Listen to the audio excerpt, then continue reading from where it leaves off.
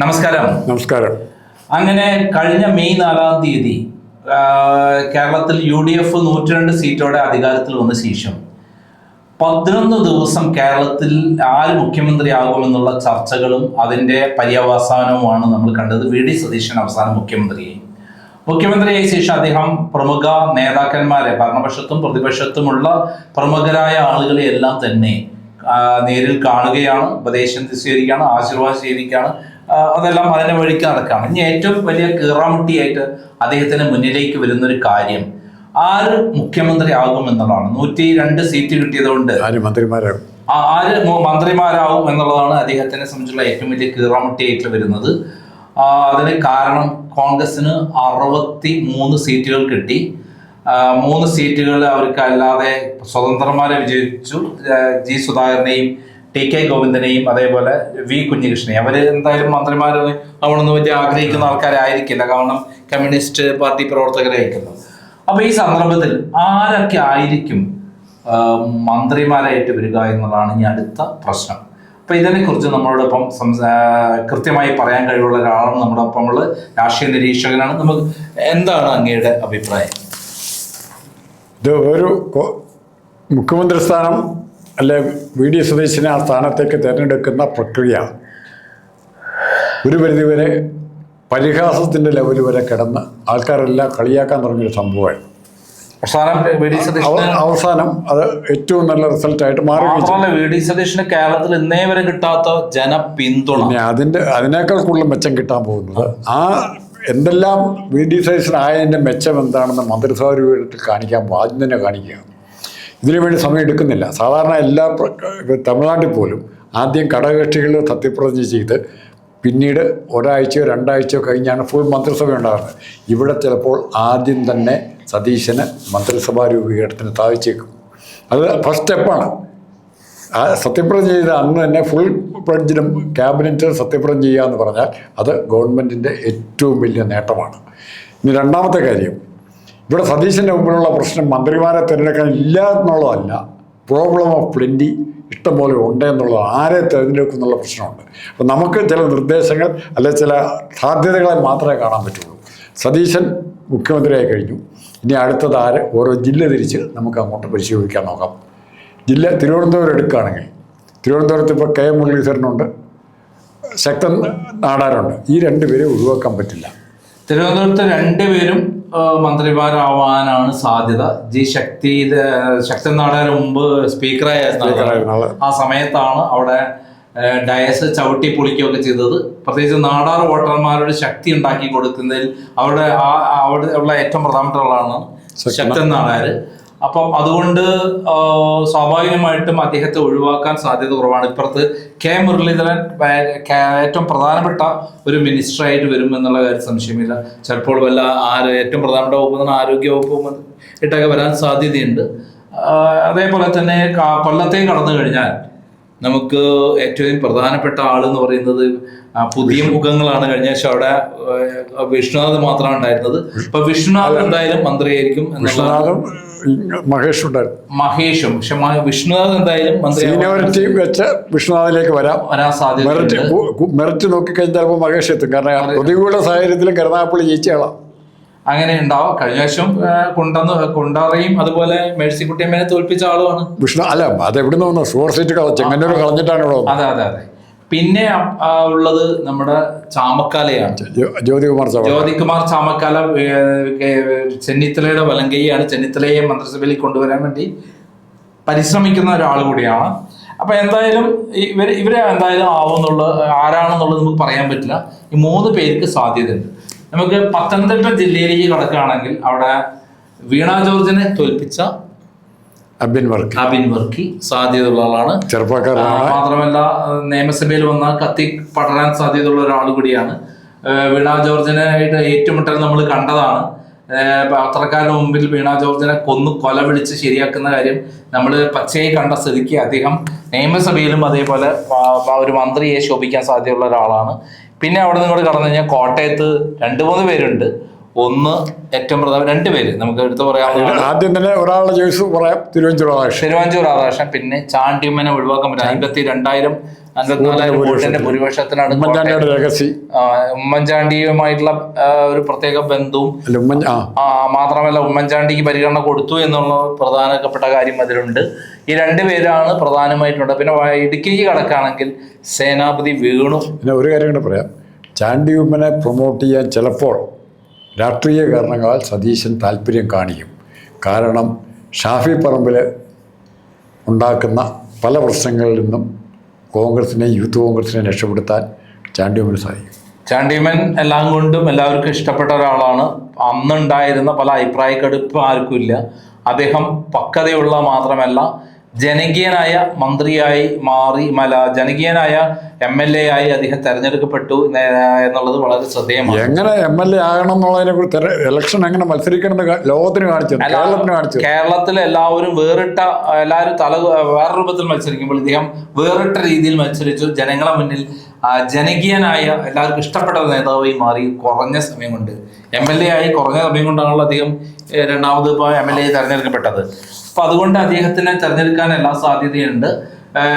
ഇടുക്കിക്ക് കടക്കുമ്പോൾ MM മണിയെ തോൽപ്പിച്ച സേനാപതി വേണുവിന് സാധ്യതയുണ്ട് ഇടുക്കി പ്രാതിനിധ്യം കൊടുക്കുകയാണെങ്കിൽ. അതേപോലെ നമ്മൾ ഇവിടെ കടക്കുകയാണെങ്കിൽ എറണാകുളത്തെ കടക്കുകയാണെങ്കിൽ 2-3 പേരുണ്ട്. ഒന്ന് നമുക്ക് മാത്യു കുഴൽനാടൻ ഒഴിവാക്കിയും കൊണ്ട് ഒരു കാര്യം ഉണ്ടാവില്ലല്ലോ. കുഴൽനാടൻ ഒരു പ്രധാനപ്പെട്ട പോസ്റ്റിലേക്ക് വരാൻ സാധ്യതയുണ്ട്.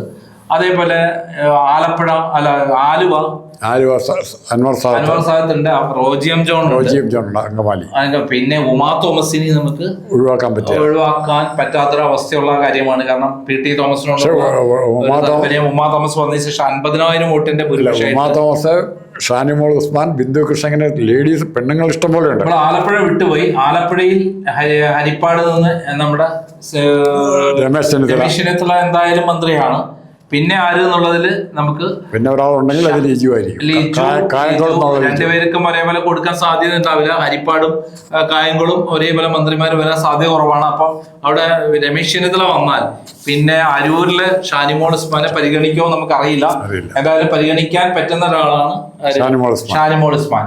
പിന്നെ എറണാകുളം കഴിഞ്ഞ് നമ്മൾ പറഞ്ഞു കഴിഞ്ഞു. പിന്നെ തൃശ്ശൂരിൽ ആര് എന്നുള്ള ചോദ്യത്തിന് യൂത്ത് കോൺഗ്രസിന്റെ സംസ്ഥാന പ്രസിഡന്റ് ആയിട്ടുള്ള കൊടുങ്ങല്ലൂരിലെ CPIയുടെ ശക്തി കേന്ദ്രത്തിൽ നിന്ന് ജയിച്ച 3-ാം സ്ഥാനത്തായിരുന്നു കഴിഞ്ഞ ഇതില് മുനിസിപ്പൽ ഇലക്ഷനിൽ കോൺഗ്രസ് 3-ാം സ്ഥാനത്തായിരുന്നു. അവിടെയാണ് ജനീഷ് ജയിച്ചു പോകുന്നത്. അത് കൊടുങ്ങല്ലൂരിലെ ജനങ്ങൾ കോൺഗ്രസ്സുകാരാണ് കാണിച്ചു തന്നു. അതെ. അപ്പൊ പിന്നെ നമുക്ക് ചാലക്കുടിയുള്ള സനീഷ് ജോസഫ് ഉണ്ടാവാം. മന്ത്രിമാരുണ്ടാവാം. പിന്നെ പാലക്കാടേ കടന്നാൽ പാലക്കാട് നമുക്ക് എടുത്തു പറയാവുന്ന ആള് VT ബലറാം സാധ്യതയുള്ള ആളാണ്. ഒരാളേ ഉള്ളൂ. പിന്നെ നമുക്ക് കോൺഗ്രസ്സുകാരെ MLA-മാരെ മന്ത്രിമാരെ കുറിച്ചിട്ടാണ് നമ്മൾ പറയുന്നത്. ഇപ്പം കോൺഗ്രസിന് എത്ര സീറ്റ് കിട്ടും മന്ത്രിമാരായിട്ട്? 11 പേര് മന്ത്രിമാരും ഒരാള് മുഖ്യമന്ത്രി എന്നുള്ള നിലയിലേക്ക്. പിന്നെ മലപ്പുറത്തേക്ക് കടന്നാൽ അനിൽകുമാർ ഉണ്ടാവും. വണ്ടൂരിൽ അനിൽകുമാർ ഉണ്ടാവും. അപ്പുറത്ത് ആര്യാടൻ ഷൗക്കത്ത് ഉണ്ടാവും. അനിൽകുമാർ ഉണ്ടെങ്കിൽ ആര്യാടൻ ഷൗക്കത്ത് ഉണ്ടെങ്കിൽ അനിൽകുമാർ കാണില്ല. അങ്ങനെ ആയിരിക്കും. ഒരാൾക്കേ സാധ്യതയുള്ളൂ. കാരണം 4 MLA-മാരാണ് അവിടെ കോൺഗ്രസ് കൗൺസിലർമാരെ കോൺഗ്രസ് MLA-മാരെ ജയിച്ചിട്ടുള്ളത്. ഇനി വയനാട്ടിലേക്ക് കടന്നാൽ അവിടെ സിദ്ദിഖ് സീനിയർ മോസ്റ്റ് മെമ്പറാണ്. അദ്ദേഹം സിദ്ദിഖ് മന്ത്രിയാകുമോ ഇല്ലയോ എന്നുള്ളത് നമ്മൾ കാത്തിരുന്ന് കാണേണ്ട. അവിടെ ഉഷയുണ്ട്, ഉഷ വിജയൻ SC/ST ഭാഗത്തു നിന്നുള്ള ആളായതുകൊണ്ട് അവരാവാം. അല്ലെങ്കിൽ തിരുവനന്തപുരത്ത് ചിറയൻകീഴില് നമ്മുടെ രമ്യ ഹരിദാസ് ഉണ്ട്, ലേഡി എന്നുള്ള രൂപത്തിൽ ആവാം. പിന്നെ നമുക്ക് കടക്കുമ്പോൾ കോഴിക്കോടാണ് ഏറ്റവും വലിയ അട്ടിമറികൾ നടന്ന സ്ഥലം. കോഴിക്കോട് 12 സീറ്റാണ് ഇത്തവണ നേടിയത്. 8 സീറ്റ് കോൺഗ്രസ് ആണ്. ഒരു സീറ്റ് ദൗർഭാഗ്യം കൊണ്ടുപോയി. 7 സീറ്റ് കോൺഗ്രസ് ആണ്. 5 സീറ്റ് ലീഗാണ് ജയിച്ചത്. അവിടെ ലീഗല്ല, 5 സീറ്റ് ലീഗും. അതായത് കുറ്റ്യാടി, പേരാമ്പ്ര, കോഴിക്കോട് സൗത്ത് അല്ല കുന്നമംഗലം, പിന്നെ തിരുവമ്പാടി 5 സീറ്റ് ഉണ്ട്. 1 സീറ്റ് രമ കൊണ്ടുപോയി. 6 സീറ്റ് കഴിഞ്ഞാൽ 6 സീറ്റ് കോൺഗ്രസിന്. അപ്പൊ അവിടെ പ്രവീൺ കുമാർ അവിടെ UDF-നെ ഭരണത്തിലെത്തിക്കാൻ വേണ്ടി കഴിഞ്ഞ 10 വർഷം കഷ്ടപ്പെട്ട് അടികൊണ്ട് നേതൃത്വത്തിലെത്തിയ DCC പ്രസിഡന്റ് പ്രവീൺ കുമാർ. സതീശൻ എങ്ങനെയാണോ കേരളത്തിൽ കോൺഗ്രസിനെ കൈപിടിച്ച് ഉയർത്തി, അതുപോലെ കോഴിക്കോട് ഒരു MLA പോലും പ്രവീൺ കുമാർ ഉണ്ട്, ജയന്തന്റെ പേരും പറയുന്നുണ്ട്. പക്ഷെ പ്രവീൺ കുമാർ ആപ്റ്റ് ആയ ആളാണ്, ജയന്തന് കഴിവില്ലാത്ത ആളൊന്നല്ല കേട്ടോ. പിന്നെ അടുത്തത് നമ്മള് കണ്ണൂർക്ക് കഴിഞ്ഞാൽ സണ്ണി ജോസഫ്. ഓട്ടോമാറ്റിക് ഇനിയപ്പോ അതിനകത്ത് വേറെ മാർഗം സണ്ണി ജോസഫ് തന്നെ ആയിരിക്കും. അവിടുത്തെ ഒരു മന്ത്രി. ആകെ 5 പേരാണ് അവിടുന്ന് ജയിച്ചിട്ടുള്ളത്. അപ്പൊ അതിൽ 5-ൽ ഒരാള് ഉറപ്പായിട്ടും അദ്ദേഹമായിരിക്കും. പിന്നെ കാസർഗോഡ് ഒരാളുണ്ടാവും, സന്ദീപ് വാര്യർക്ക് ഉണ്ടെങ്കിലും സാധ്യത കുറവാണ് ഇന്നത്തെ അവസ്ഥയിൽ. നല്ലവരാണ്, പക്ഷെ സാധ്യത കുറവാണ്. ഇത് കോൺഗ്രസിന്റെ 11+1 12 മന്ത്രിമാരായിരിക്കും എന്നാണ് കരുതുന്നത് 20 പേരിൽ. കാരണം 63 MLA-മാരാണുള്ളത്. 63 MLA-മാരിൽ ഒരു 5 പേർക്ക് ഒരാളെന്ന് വെച്ച് കൂട്ടുമ്പോൾ 13 വരെ ആവാം. 3 സ്വതന്ത്രന്മാരുണ്ടല്ലോ, 66 പേര്. അപ്പൊ 13 പേരാവാം. പക്ഷെ ഒരു മുഖ്യമന്ത്രിയും 11 മന്ത്രിമാരും ആവാനാണ് സാധ്യത. കാരണം ഒറ്റക്കക്ഷികൾ ഒത്തിരി. ഇനി ലീഗിനെ കടക്കുമ്പോൾ 22 സീറ്റാണ് ഉള്ളത്. അവർക്ക് 4 മന്ത്രിമാരാണ് സാധ്യത. പക്ഷെ ഒരു ഡെപ്യൂട്ടി സ്പീക്കർ കൊടുക്കേ അങ്ങനെ ആവാം. അല്ല എങ്കിൽ അവർക്ക് 5 മന്ത്രിമാര് കൊടുക്കാനുള്ള സാധ്യത. വോട്ടിംഗ് ശതമാനം നോക്കുമ്പോൾ അവർക്ക് 35 ലക്ഷം വോട്ട് കിട്ടിയിട്ടാണ്. കാരണം വലിയ വോട്ടാണ്. 85,000 വോട്ടൊക്കെ 60,000 66,000 വോട്ട് 50,000 വോട്ടിന്റെ ഭൂരിപക്ഷമാണ് ലീഗിന്റെ സ്ഥാനാർത്ഥികൾ ചരിത്രത്തിൽ ഇന്നേവരില്ലാത്ത രൂപത്തിൽ മലപ്പുറത്ത് നേടിയിട്ടുള്ളത്. അപ്പം അവിടെ അതുകൊണ്ട് തന്നെ സ്വാഭാവികമായിട്ടും ഒന്ന് PK കുഞ്ഞാലിക്കുട്ടിയാണ് ഒഴിച്ചുകൂടാൻ പറ്റാത്ത. പിന്നെ നമ്മുടെ ഷംസുദ്ദീൻ ഉണ്ട്, KM ഷാജി സ്വാഭാവികമായിട്ടും MK മുനീറിന് പകരം നിൽക്കുന്ന ഒരാളാണ്. അപ്പം MK മുനീർ ആയിരുന്നല്ലോ മന്ത്രി. അപ്പം KM ഷാജി സാധ്യതയുണ്ട്. പിന്നെ ഫിറോസ് കോഴിക്കോട് നിന്ന് ഫിറോസ് സാധ്യതയുണ്ട്. പിന്നെ ഷംസുദ്ദീൻ മണ്ണാർക്കാട് സാധ്യതയുണ്ട്. ഇപ്പൊ 4 പേരായല്ലോ. പിന്നെ കാസർഗോഡ് നിന്ന് AKM അഷ്റഫ് സാധ്യതയുണ്ട്. ഈ 5 പേരാണ് ഉള്ളത്. വേണമെങ്കിൽ ലീഗ് വിചാരിച്ചാൽ മുസ്ലിം ലീഗിന്റെ ചരിത്രത്തിനും കേരളത്തിന്റെ രാഷ്ട്രീയ ചരിത്രത്തിനും ഏറ്റവും നല്ല കളർ ഫാത്തിമ വരാനുള്ള സാധ്യതയുണ്ട്. ഫാത്തിമയെ കൊണ്ടുവന്ന് വന്നാൽ ചിലപ്പോൾ നിറം മാറും. കാരണം അവര് കൊണ്ടുവന്നു കഴിഞ്ഞാൽ കേരളത്തിലെ യൂത്തിന്റെ ഒരു വല്ലാത്ത ആവേശം മാത്രമല്ല, അവരുടെ ഒരു മുസ്ലിം സ്ത്രീകൾക്ക് പ്രാധാന്യം കൊടുത്തു എന്ന് പറയുന്ന ഒരു കാര്യം വന്നു. വളരെ മുന്നോട്ട് അവർ ചലിക്കും എന്നുള്ള കാര്യത്തിൽ സംശയമില്ല. ഇനി അടുത്തത് നമ്മള് ജോസഫ് ഗ്രൂപ്പിന് ഒരു സീറ്റേ കൊടുക്കാൻ സാധ്യതയുള്ളൂ. കാരണം ഇന്നത്തെ അവസ്ഥയിൽ സീറ്റില്ല. കാരണം 102 പേര് ജയിച്ചു പോയില്ലേ. അല്ലായിരുന്നെങ്കിലും സീറ്റുണ്ട്. 7 പേര് ജയിച്ചിട്ടുണ്ട്. ഒരാളെ ഉള്ളെങ്കിൽ Mons Joseph plus 1 deputy speaker സ്ഥാനമോ അല്ലെങ്കിൽ ചീഫ് വിപ്പ് സ്ഥാനമോ ഒക്കെ ആയിരിക്കും കൊടുക്കാം. അങ്ങനെയുള്ള സന്ദർഭത്തിൽ അൻപുവിനായിരിക്കും കൊടുക്കാൻ സാധ്യത. ജോസഫിന്റെ മകൻ ജോസഫിന്റെ മകൻ പാർട്ടിയുടെ നിയന്ത്രണം ഏറ്റെടുത്തിട്ട് മോൻസിനെ മന്ത്രിയാക്കി വിടും. അതിനാ സാധ്യത കൂടുതൽ. ഓക്കെ. അപ്പൊ ഒരാൾക്കാണ് സാധ്യത. എന്തായാലും 2 പേർക്ക് വരികയാണെങ്കിൽ അത് ആര് എന്ന് അവര് തമ്മിൽ തർക്കമോ അടിയോ ഒക്കെ ഉണ്ടാക്കി തീർത്തോളൂ. പിന്നെ അടുത്തത് കാടുത്തുരുത്തി നയിച്ച മോൻസ് ജോസഫിന്റെ കാര്യം പറഞ്ഞത്. പിന്നെ അടുത്തത് RSP ആണ്. RSPക്ക് ഷിബു ബേബി ജോൺ ചവറയിൽ നിന്ന് നല്ല ഭൂരിപക്ഷത്തിനാണ് ഇത്തവണ ജയിച്ചിട്ടുള്ളത്. മാത്രമല്ല കൊല്ലം ജില്ലയാണ് ഏറ്റവും കൂടുതൽ UDF-ന് തിളക്കമാർന്ന 8 സീറ്റ് കിട്ടി. 3 സീറ്റേ നഷ്ടപ്പെട്ടുള്ളൂ. കോഴിക്കോട് പോലെ ഏറ്റവും മനോഹരമായിട്ടുള്ള ഒരു സ്ഥലമായി മാറി കൊല്ലത്തും തിരിച്ചടികൾ, വളരെ ശക്തമായ തിരിച്ചടിയാണ് കൊല്ലത്ത് നിന്ന് കിട്ടിയിട്ടുള്ളത്. പിന്നെ അടുത്തത് നമ്മുടെ CP ജോൺ മന്ത്രിയാവാനുള്ള സാധ്യതയുള്ള ഒരാളാണ്. കാരണം VD സതീശൻ വളരെ ഇഷ്ടപ്പെട്ട ഒരാളും കൂടിയാണ്. ധനകാര്യമന്ത്രി ആവാനാണ് ഏറ്റവും നല്ല. പക്ഷെ ധനകാര്യം ഇപ്പം മിക്കവാറും ചെന്നിത്തലയ്ക്ക് കൊടുക്കാനാണ് സാധ്യത.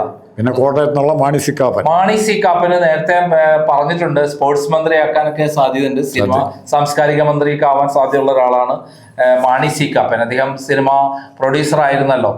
പിന്നെയുള്ളത് ആരാണ്?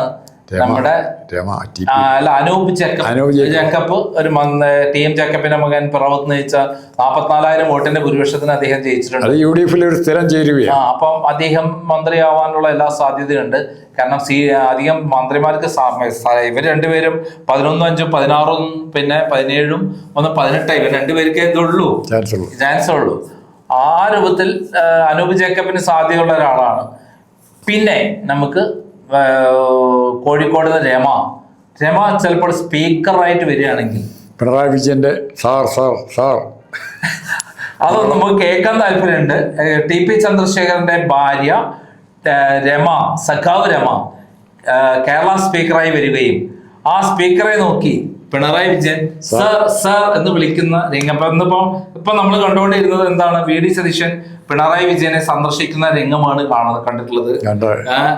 എത്ര ഹൃദ്യമായിട്ടാണ് പിണറായി വിജയൻ നെഞ്ചോട് ചേർത്തിട്ട് വി.ഡി. സതീശനെ ചേർത്ത് പിടിച്ച് കൊണ്ടുപോകണേ. കാരണം നമുക്കറിയാം ആദ്യമൊന്നും അടിക്കാൻ വരില്ലേ എന്ന് ഇപ്പോഴേ പറയുകയാണ്. എന്തായാലും ഇങ്ങനെ ഇത്രയും പേരൊക്കെയാണ് നമ്മളെ മുന്നിലുള്ളത്, സാധ്യത ഉള്ളത്. എന്തായാലും വി.ഡി. സതീശനാണ് മുഖ്യമന്ത്രി. വി.ഡി. സതീശന് കാഴ്ചപ്പാടുകളുണ്ട്. ഈ മന്ത്രിമാരെ തീരുമാനിക്കുന്നതിൽ വ്യത്യസ്തമായ കാഴ്ചപ്പാടായിട്ട് വന്നാൽ ഈ കണക്കൊക്കെ നമ്മളൊന്നും കാണാത്ത രൂപത്തിലായിരിക്കും ചിലപ്പോൾ മന്ത്രിമാരെ നിശ്ചയിക്കുക. കാരണം കഴിഞ്ഞ തവണ MLA-മാരെ നിശ്ചയിച്ചപ്പോൾ ഉള്ള ലിസ്റ്റ് എല്ലാം ഡൽഹിയിൽ നിന്ന് വെട്ടി വേറെ MLA-മാരെ ആക്കിയതാണ്. അല്ലെങ്കിൽ അദ്ദേഹത്തിന് താല്പര്യമുള്ള കുറെ കൃത്യമായിട്ടുള്ള ആളുകളെ മന്ത്രിമാരാക്കാൻ എല്ലാ സാധ്യതയുമുണ്ട്. ചിലരെ വെട്ടിമാറ്റിക്കാളാം, ചിലര് നമ്മൾ കാണുന്ന പോലെ മന്ത്രിമാരാവുന്നതിന് പല സ്പീക്കറാവാം. തിരുവഞ്ചൂർ രാധാകൃഷ്ണനൊക്കെ അതായത് ഇന്നലെ തിരുവഞ്ചൂർ രാധാകൃഷ്ണൻ മുഖ്യമന്ത്രി ആക്കാനുള്ള ഒരു ശ്രമം ആര് നടത്തിയിട്ട് KC വേണുഗോപാൽ അവസാനം നടത്തി എന്നുള്ള കാര്യം സ്ഥിരീകരിച്ച മംഗളത്തിലെ വാർത്ത വന്നിരുന്നു. എനിക്കും കിട്ടിയിരുന്നു. ഞാനത് തിരുവഞ്ചൂർ രാധാകൃഷ്ണനോട് പറയുകയും ചെയ്തിരുന്നു. താങ്കളുടെ പേര് ഇങ്ങനെ ഇടയിൽ കൂടെ കയറി വന്നിട്ടുണ്ടോ ഡൽഹിയിൽ എന്ന് ഞാൻ പറഞ്ഞിരുന്നു. അത് ശരിയാണെന്ന് സതീശനെ വെട്ടാൻ വേണ്ടി കൊണ്ടുവന്നു. അത് ആര് KC വേണുഗോപാൽ അവസാനത്തെ ശ്രമമായിട്ട് സതീശൻ വരാതിരിക്കാൻ വേണ്ടിയുള്ള ശ്രമമായിട്ട് ആ ശ്രമം നടത്തിയിരുന്നു എന്നുള്ളത്. മറിച്ച് KC വേണുഗോപാൽ ആദ്യം തൊട്ട് ഇതാ ശ്രമിച്ചിരുന്നെങ്കിൽ കളി മാറിയത്. അപ്പം എന്തായാലും സംഭവം ഇങ്ങനെയൊക്കെയാണ്. ആര് മന്ത്രിമാരാവും എന്നുള്ളത് നമുക്ക് പറയാൻ പറ്റാത്ത കാര്യമാണ്. എല്ലാ ആശംസകളും അതായത് വി.ഡി. സതീശൻ അതുകൊണ്ട് നമുക്ക് പറയാൻ പറ്റില്ല. അതുകൊണ്ട് എല്ലാ ആശംസകളും നേരുന്നു. നന്ദി, നമസ്കാരം.